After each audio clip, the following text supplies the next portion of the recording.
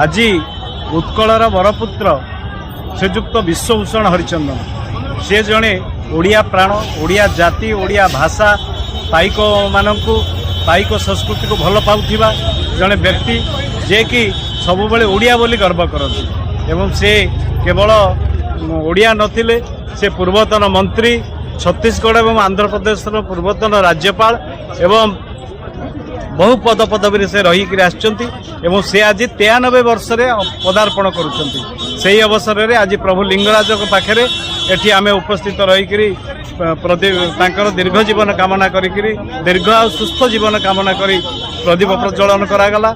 आज राज्यर विभिन्न स्थान में जगन्नाथ मंदिर ठू आरंभ कर बलदेव जेठू आरंभ कर विभिन्न जगार यही प्रदीप प्रज्वलन और तांकर दीर्घ जीवन दीर्घ सुस्थ जीवन कामना करा जाई प्रार्थना करा जाउची। यापरे आमे सूचना भवन में मध्य तांकर जयंती कार्यक्रम रे होउची आमे सेठी मध्य जोग देवा जाउची।